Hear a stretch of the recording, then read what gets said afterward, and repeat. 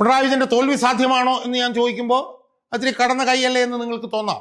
പക്ഷെ കടന്ന കൈയായിട്ടുള്ള കാര്യങ്ങൾ ഈ തെരഞ്ഞെടുപ്പിൽ നടന്നുകൂടായില്ല എന്ന് പറയാൻ ഞാൻ ആഗ്രഹിക്കുകയാണ്. കാരണം ഭരണവിരുദ്ധ വികാരത്തിനേക്കാൾ കൂടുതൽ പിണറായി വിരുദ്ധ വികാരം വലിയ തോതിൽ ആഞ്ഞടിച്ചുകൊണ്ടിരിക്കുകയാണ്. പിണറായി വിരുദ്ധ വികാരം ഏറ്റവും കൂടുതൽ ആഞ്ഞടിക്കുന്നത് കണ്ണൂർ ജില്ലയിലാണ്. കണ്ണൂർ ജില്ലയിലെ എല്ലാ മണ്ഡലത്തിലും പ്രശ്നമാണ്. തൃക്കരിപ്പൂർ മണ്ഡലത്തിൽ പ്രശ്നമാണ്, പയ്യന്നൂർ മണ്ഡലത്തിൽ പ്രശ്നമാണ്, തളിപ്പറമ്പ് മണ്ഡലത്തിൽ പ്രശ്നമാണ്, മട്ടന്നൂർ മണ്ഡലത്തിൽ പ്രശ്നമാണ്, തലശ്ശേരി മണ്ഡലത്തിൽ പ്രശ്നമാണ്. അവിടെ എല്ലാം പ്രശ്നമാണ്. ആ പ്രശ്നത്തിന്റെ എല്ലാം കാരണക്കാരനാണ് പിന്നെ തെരഞ്ഞെടുത്ത് മത്സരിക്കുന്ന പിണറായി വിജയൻ. അതുകൊണ്ട് പിണറായി വിജയൻ അത്ര ശുഭകരമാകണം കാര്യങ്ങൾ എന്ന് നിർബന്ധമില്ല. അച്യുതാനന്ദനും തോറ്റിട്ടുണ്ടെന്ന് നമ്മൾ ഓർക്കണം. മുഖ്യമന്ത്രി സ്ഥാനാർത്ഥിയായിരുന്ന അച്യുതാനന്ദനാണ് തോറ്റത്. അതുകൊണ്ട് ഞാൻ കൂടുതൽ ദീർഘിപ്പിക്കുന്നില്ല. പിണറായി വിജയൻ എന്തായാലും കേക്ക് വാക്ക് ആയിരിക്കില്ല ഈ തവണത്തെ തെരഞ്ഞെടുപ്പ്.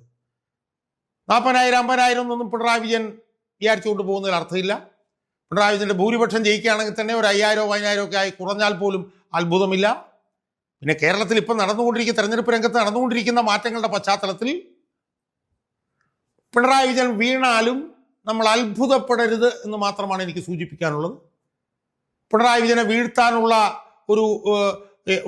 വീഴ്ത്താൻ വേണ്ടി UDF ഇറക്കാൻ കഴിയുന്ന ഏറ്റവും നല്ല മെറ്റീരിയലാണ് അബ്ദുൾ റഷീദ് എന്നുള്ള കാര്യത്തിലും എനിക്ക് തർക്കമില്ല.